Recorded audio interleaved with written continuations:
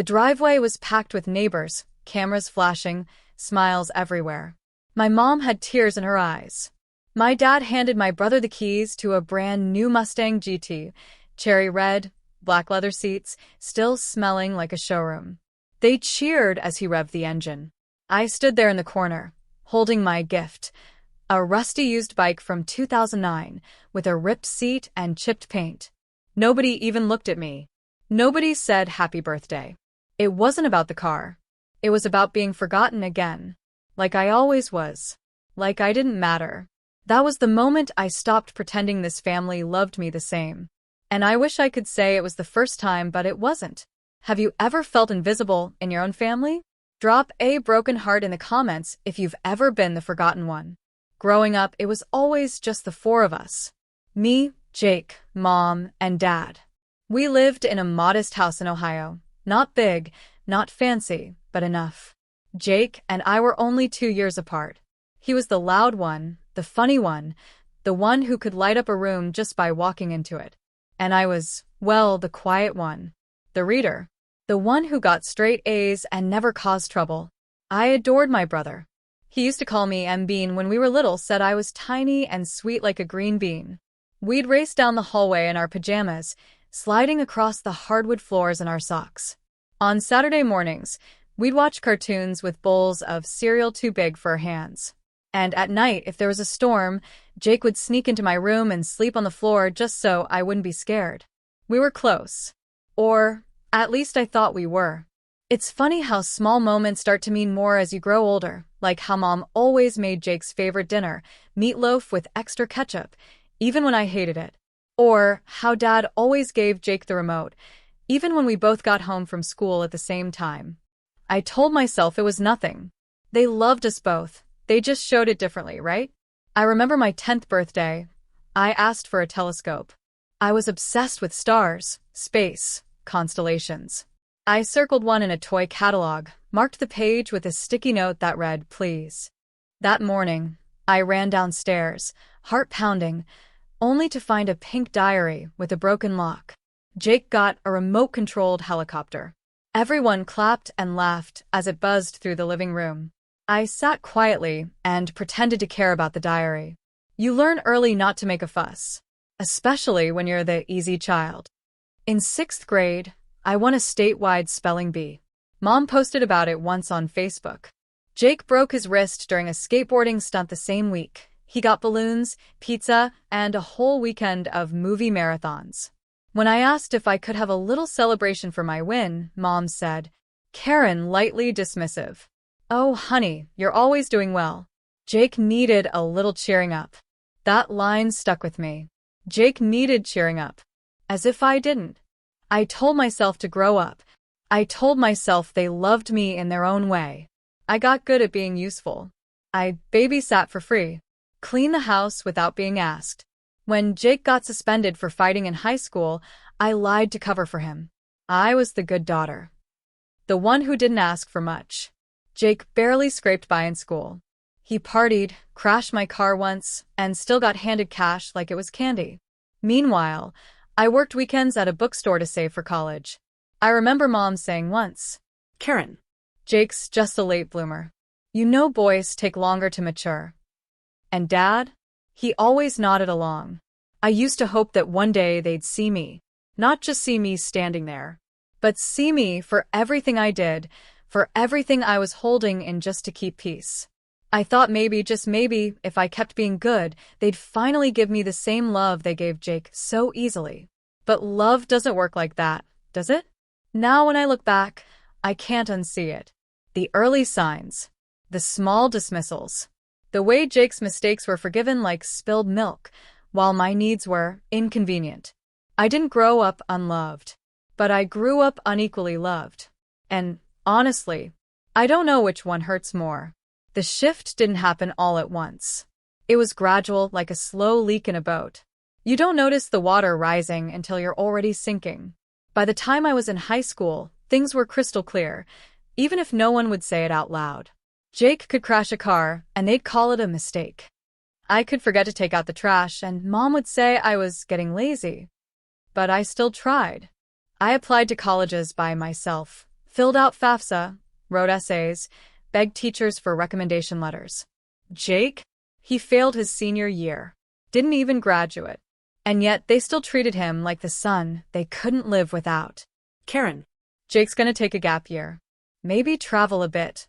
Find himself. Bill, smiling proudly. We're thinking about helping him get a used car, so he can have some independence. Emily, hesitant. I thought we didn't have money for a car? Karen, quickly. Well, it's different. Jake needs one. You're going away to college anyway. Buses and trains will be fine. I nodded, but something cracked a little deeper inside. I took a bus 4 hours to my university dorm, lugging 2 overstuffed suitcases and a bag of thrift store essentials. No drop-off lunch. No, we're proud of you. Just a hug from Dad and a distracted wave from Mom as they left to take Jake to a skate park. My roommate's parents brought matching comforters and snacks. Mine forgot to bring the extra pillow I'd asked for. Sophomore year, I called home crying after my midterms. Mom answered and said, Karen. Emily, I'm in the middle of dealing with Jake's insurance paperwork. He rear-ended someone. Can we talk later? She never called back. When I visited for Thanksgiving, Jake had a new iPhone. Mine was 3 years old, cracked screen, slow to load. Dad handed me an envelope with $50 in it. Jake got $500 to hold him over till payday. Payday never came, but his new gaming console did. And then came the Christmas that broke something I never fully got back. We sat around the tree. Jake opened gift after gift. Cologne, shoes, wireless headphones, even a sleek black jacket he'd mentioned once in passing. I got a sweater. 2 sizes too big. No tag. No box. Just folded and handed over like a favor. Emily, quietly. Did you mean to get a medium? This looks kind of like a men's. Karen, defensive. You're always so hard to shop for. Just say, thank you. Jake, smirking. Trade you for one of mine if you want the cologne. Karen laughs. Don't be mean, Jake. She's sensitive. That word, sensitive, they used it like a weapon. Like it was my fault I felt anything at all. Emily, whispering. They always say I'm overreacting. But if it was Jake, they'd move the world for him. Friend, softly. That's not normal. That's not okay. I knew it. Deep down. But there's a kind of loyalty you grow up with, to your parents, to your home. Even when it doesn't feel like love, it still feels like yours. So I went back. Again and again. Graduations, holidays, family dinners where I'd clean up after everyone, and Jake would disappear the second dessert hit the table. I graduated with honors. Walked across that stage in front of hundreds of people. Mom and Dad were late, said traffic was bad. They missed my name being called. No flowers. No dinner afterward. Jake forgot to even say congratulations. That night, I sat alone in my tiny apartment, eating microwaved mac and cheese while scrolling through pictures of my friends at restaurants with their proud families. I told myself not to cry, but the silence in my phone was louder than any scream. It wasn't just the things they did for Jake. It was the things they didn't do for me. No one asked if I needed help with rent. No one checked in when I had surgery. No one noticed when I stopped calling first, and then stopped calling at all. That's when it really hit me. They didn't treat Jake better because he earned it. They treated him better because they wanted to. Because to them, he was the star. And I was the background. Useful. Quiet. Easy to ignore. I spent so long trying to make them proud, hoping one day they'd give me the love I watched Jake swim in like air. But the truth was always sitting in front of me. I just didn't want to believe it. I turned 18 in early March. It wasn't a big party. There was no dinner out, no surprise guests. Just a small chocolate cake on the kitchen counter and a card that read, "To our smart, strong girl. Happy birthday, Mom and Dad." Inside was a $50 Visa gift card and a set of used bike keys. I stared at them, confused. Emily, in scene, hesitant. Wait, is this for me? Karen, smiling. Of course it is. Your father found it online. It's practically vintage. Bill laughs. She's lucky to have wheels at all. That bike still rides just fine. I oiled the chain. I stepped outside, and there it was, a beat-up silver mountain bike with rust on the handlebars and a squeaky back tire. The sticker on the frame read, 2009 Trek. It was 2023. I stood there, trying to smile, trying to pretend I wasn't humiliated, trying to forget that I had worked 2 jobs to help cover my tuition while Jake spent weekends playing video games and burning through cash. I took that bike back to college, rode it on campus, locking it next to rows of sleek new models, mine always standing out like a bad joke. But I said nothing, as always. And then, Jake turned 18. It was June. The sun was out. The yard was full of people.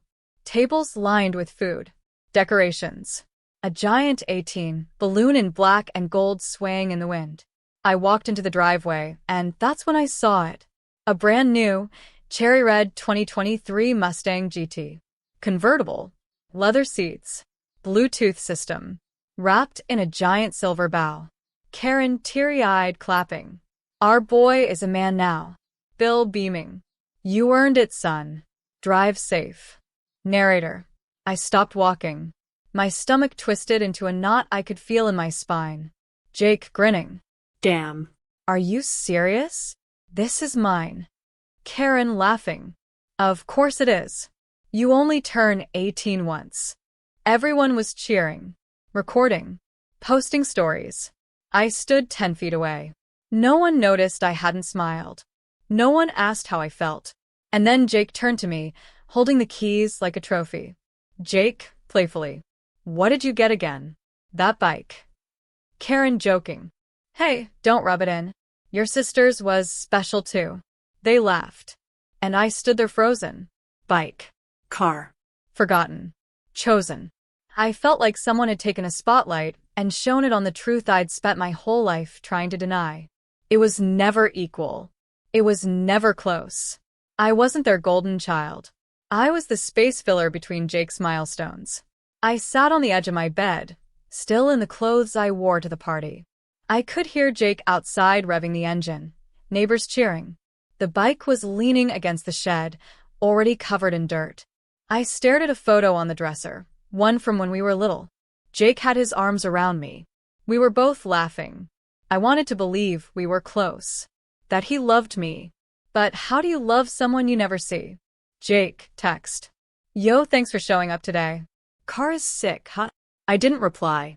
Instead, I opened my camera roll and looked at my birthday picture for March. Just me, a half-eaten cake, and that damn bike in the background. I wasn't mad about the bike. I was mad because they never even thought to ask what I wanted. Because Jake's joy was always a family event. And mine was a quiet checkbox they hurried through. I came downstairs. Jake was gone. Off for a joyride. Emily, carefully. Can I ask something? Karen, distracted. Sure, sweetie.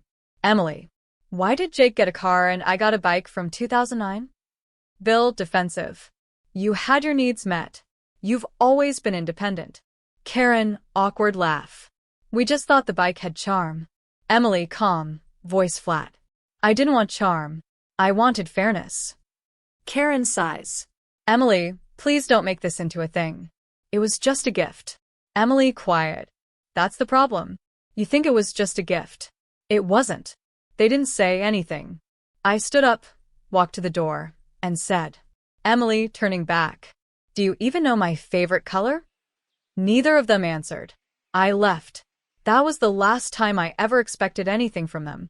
Because when someone shows you your worth to them, not in words, but in what they choose to give, you'd be a fool to keep asking for more. After Jake's birthday, I didn't go back to school right away. I stayed with a friend nearby, told my parents I had work to catch up on. But the truth was, I couldn't breathe in that house anymore. Something had cracked inside me that weekend. And for once, I didn't want to tape it back together. I stopped answering family group chats. Didn't show up for Sunday dinner. Ignored Jake's "you good" text.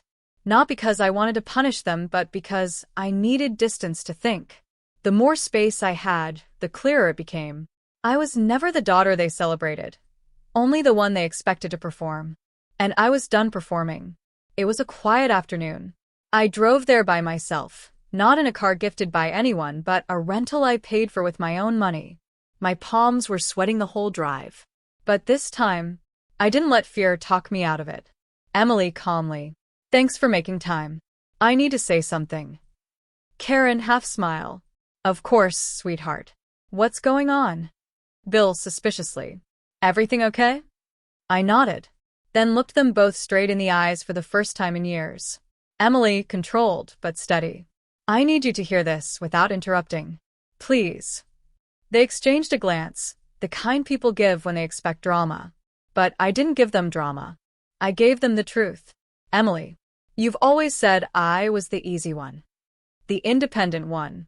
The one you never had to worry about. But what you called strength was just survival. Because I learned early on that you only made space for Jake. Karen frowning. Emily, raising hand. Please. Just let me finish. Emily, voice breaking slightly. Every birthday, every holiday, every decision, it was always Jake first. When he struggled, you gave him comfort.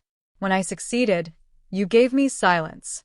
You don't even know how hard it's been to keep pretending that I wasn't hurting. Bill softly. We never meant, Emily. But you did. Over and over again. I got a used bike. He got a brand new Mustang. And the worst part? You don't even see why that hurts. Karen, defensive. You're twisting things. That car was a one-time. Emily firm. No, it wasn't. It was just the loudest example. You've been choosing him in 1,000 quiet ways my whole life. I handed them a stack of papers I'd brought in a folder. My straight A report cards. Emails showing I applied for my scholarships alone. Old birthday pictures where Jake was front and center, and I was always blurred in the background. Emily pointing to photo. You see this? My 10th birthday. No candles. No balloons. That same year Jake had a magician and a bounce house. They looked at the photo, and, for the first time, their faces dropped. Emily choked up. I didn't need a car. I needed a mother who asked what I wanted. A father who noticed when I was sad. A brother who stood up for me instead of mocking what little I was given. Karen quiet. Emily, we thought you were okay. Emily finally strong. I was never okay. I was just silent. Because I knew if I spoke up, you'd call me ungrateful. Sensitive. Dramatic. But I'm none of those things. I'm your daughter. And I've spent 18 years earning love that should have been mine without question. Emily, I'm done pretending this meant something. That rusty bike was a message, and I heard it loud and clear. I stood up, tears in my eyes, but my hands steady. Emily calmly. I'm not asking you to fix it. I'm asking you to sit with it. To finally see me, not as the backup, not as the caretaker, but as your daughter. And then I walked out. That day, I didn't burn bridges, but I stopped crossing the ones only I was maintaining. Because sometimes the loudest way to reclaim your worth is to stop begging people to see it. After the confrontation, there was silence. No texts, no calls, no sudden knock at my door begging for understanding. Just silence. It echoed in my chest louder than I expected. For a few days, I checked my phone more than I'd like to admit. I thought maybe Karen would send a message, some attempt, even a defensive one. Maybe Bill would write a long, guilt-laced paragraph like he used to when he messed up with work. Maybe Jake would crack a joke to break the tension. But they didn't. They didn't say anything. And that silence? It wasn't just absence. It was a choice. I stared at our old family group chat. Jake had sent a meme the day before my birthday. Karen replied with laughing emojis. My name never came up. I didn't delete the thread. I just muted it. Not out of spite, but because it hurt less to watch than to hope. I remembered a Thanksgiving when I was 12. Jake spilled an entire tray of cranberry sauce on the carpet. Karen just laughed and said, Karen giggling. He's our little tornado. I had accidentally broken a plate once, too. They made me pay for it out of my allowance. It had always been this way. But I didn't want to believe it until now. Maya. You okay? Emily's small smile. No. But I'm more honest than I've ever been. Maya. That's something. That's real. Maya was one of the few who knew the whole story. She had seen the missed birthdays, the texts left unread, the comparison scars I never knew how to name. Maya softly. Maybe they'll come around. Emily. Maybe. But I'm not waiting this time. A week later, I got a text from my cousin Jordan, Karen's nephew. We hadn't spoken much over the years, but apparently, he'd heard through the grapevine. Jordan text. Hey. Heard what happened. Just wanted to say, I see you. I've seen it for years. Emily text. You did. Jordan. Yeah. Always wondered why they treated you like a backup plan. You deserved better. It was just a message. But it felt like being pulled from a storm, one voice saying, I believe you. When your whole family's been gaslighting you into silence. At my graduation party, Jake got drunk and made a scene. He knocked over a table and cursed at a neighbor. Bill drove him home. Karen cried the whole way. I stayed behind cleaning up, holding back tears as I picked up plastic forks from the grass. Nobody said thank you. Nobody even noticed I was still there. Looking back, I was grieving long before I ever confronted them. I was grieving the mother who only hugged me when I earned something. The father who didn't know my favorite anything. The brother who never stood between me and their dismissiveness. I started writing again, not for grades, not for approval. Just for me. Pages filled with things I was never allowed to say. Like, I wasn't hard to love. You were just lazy. Being easy doesn't mean I didn't need care. You called me strong because you never offered softness. It was mourning, not of their deaths, but of the family I thought I had. Aunt Denise called. She said Karen told everyone I was going through a phase. That I was embarrassed over a birthday gift. Aunt Denise on phone. Sweetheart, she's spinning it. Making it sound like you're overreacting. Emily, exhaling. Of course she is. Aunt Denise. Just know, not everyone's buying it. Some of us know the truth. Emily. Thanks. That means more than you know. I ended the call and cried. Because when the people who should fight for you don't, the ones who do become sacred. I had just won a regional essay contest. Jake had skipped school again. The house was full of relatives, food, music. Karen announced Jake's punishment was no PlayStation for a week. Then she hugged him. I sat outside on the porch, my certificate still rolled up in my backpack. No one asked to see it. No one even knew. I've been mourning the family I thought I had since I was 10. But grief without death is lonelier than a funeral. Because no one brings you flowers. No one says sorry. You're just expected to move on. And pretend it never hurt. But I remember. Every silent birthday. Every missed call. Every time I swallowed my pain because it didn't fit their narrative. And now? I don't want revenge. I don't want them to beg. I just want peace. And that means letting go of people who only love the version of me that didn't need anything from them. The silence didn't break. And slowly I stopped waiting for it to. Instead, I filled it. With music. With therapy. With real people who didn't need me to prove my worth to earn love. Therapist, kind voice. What made you believe you had to earn your place? Emily softly. Because if I didn't achieve, they didn't notice me. Therapist. So now, who are you, without the performing? Emily, tears in eyes. Still figuring that out. But I'm not invisible anymore. Not to myself. Therapy helped me unlearn things I didn't even realize were harming me. Like the guilt I felt for setting boundaries. The fear that saying no meant losing love. The deep belief that I had to be less emotional to be accepted. Turns out, the real me was never the problem. I started volunteering twice a week, helping kids who'd been overlooked like I had. There was one little girl, Zoe, quiet, big eyes, always carrying a journal. One day after our session, she handed me a drawing. It was a picture of me, holding a book, smiling. Zoe shy. You look like a hero. Emily, smiling with tears. Thank you. So do you. In her, I saw the version of me I was never allowed to be, expressive, curious, seen.